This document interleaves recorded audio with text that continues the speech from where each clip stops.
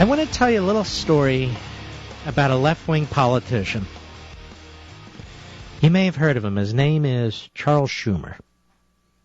I, not so affectionately, have been calling him all these years Chucky Schmucky Schumer. When I started to call these politicians names, 8 years ago, about when I started on radio, like I would call Barbara Boxer the dwarf senator, or Dianne Feinstein, Dianne Frankenfeinstein, or Dick Durbin, little Dick Durbin, and on and on and on. Or when I would call Al Sharpton not so Sharpton, I was advised to tone it down. We don't do those things. I said, but I do. These people deserve humiliation. They need to be knocked down a notch. I don't find them very honorable. And of course, everybody in radio does this now, and that's okay. It's as it should be. There are leaders and there are followers. But that aside, Schmucky Schumer. I want to tell you a little story about the schmuckster.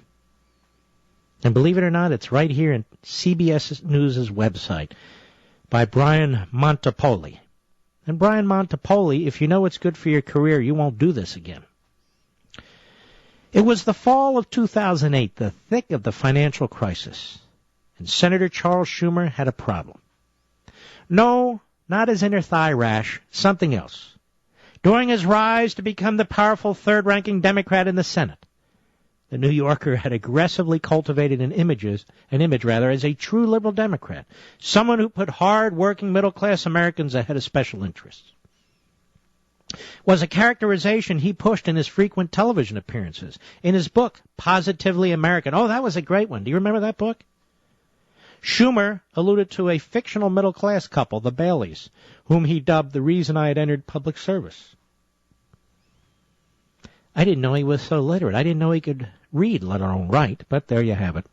Yet outside the public eye, Schumer is one of the biggest beneficiaries of Wall Street money that Congress had ever seen. Wait a minute, Schumer? Owned and paid for, bought for by Wall Street? Over the course of his career, Schumer has raised $500,000 from Goldman Sachs, and nearly as much from Citigroup, Morgan Stanley, J.P. Morgan Chase, and so forth. Between 1989 and 2010, according to the Nonpartisan Center for Responsive Politics, Schumer took in nearly $9 million from the entire securities and investment industry, a haul that helped him become one of the most powerful politicians in America, a deep-pocketed kingmaker with unrivaled connections among the wealthiest players on Wall Street. So let's freeze frame here for a moment, shall we? So Mr. The Tea Party is extreme. Mr. I'm for the little guy. Mr. Big Mouth, Lib, is bought and paid for by Wall Street. The seeming contradiction between Schumer's public posture and his closed-door fundraising efforts had gone little noticed by the general public before the financial crisis, but when the securities and investment industry was thrust into chaos in the spotlight in 2008, Schumer's Wall Street ties suddenly became a political liability. Let me guess, he turned on them in 2 seconds, $9 million or not. After all, Schumer's biggest donors were the very folks who President Obama would later, in response to public anger, deem fat cat bankers. That's our Obama, always deep. Man, so cerebral, historic. Let's see. In the years leading up to the crisis, Schumer had been pushed hard to deregulate the financial industry. As the New York Slimes documented, in the wake of the crisis, he'd repeatedly protected the industry from oversight and helped companies avoid billions of dollars in taxes and fees. He doesn't have anything on Obama, though. Obama took care of GE pretty well. Schumer didn't turn his back on his allies. He was one of the major drivers behind passage of the $700 billion bank bailout approved by Congress in the midst of that crisis. The bailout, which spawned the conservative Tea Party movement and was hugely unpopular with the left, was a literal lifesaver for the financial services industry, so writes CBS. Now, their propaganda aside, now you understand his hate for you Tea Party folks and people in the Tea Party movement. You opposed that bailout. Schumer led it.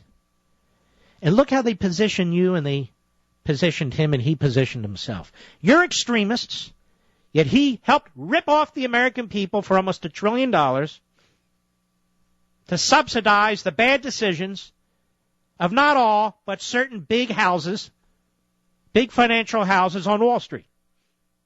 We paid for it, and we're the extremists. This is why I say this man is a Svengali. Look it up. But in his public comments, Schumer sought to align himself with the outrage, notably signaling support for tougher regulation, controversial clawback provisions that would recover excessive compensation from top executives, and the temporary good nationalization of some banks, which would have wiped out shareholders and cost top managers their jobs. It's like the mob. The Marxists are like the mob. Whatever works, baby. They'll take millions from capitalists, and then we're done with the capitalists. They'll execute them, figuratively speaking. Take them out back and destroy them. So be it. Alliances are transitory. Means are flexible. The ends is all that matters. The end is all that matters. And so that's Schumer. Why don't you get a little more insight into this guy? He's got both feet firmly planted in the air. He's a liberal because he's a power-hungry hack. He'll take millions from anybody to empower himself. That phone call was very, very revealing, wasn't it? The caucus and I met, and we decided to call the Tea Party extreme. So, mainstream becomes extreme. Peoria becomes extreme. The Constitution becomes extreme. A balanced budget, extreme. So we have these radical leftists and their cronies defining us, changing the language and the vocabulary. That's the hideous and detestable Chuck Schumer, who has never come on this program because he's a coward and a gutless wonder. Can't say I blame him. I'd be respectful, Chuck. I really would. Just like your protege, Weiner. Oh, yes. Schmucky and Weiner. Did you know Weiner used to work for Schmucky? It's true. In his congressional office on Capitol Hill. You notice Schmucky didn't come out and denounce Weiner right away, did he? In fact, he never really did. Couldn't get around to it. Was busy shaking down Wall Street and calling Tea Party activists extremists. This is a truly detestable political hack. And look how powerful he is. Something wrong with our system of government when somebody like this wields so much power over good people, law-abiding people, taxpayers, you might say.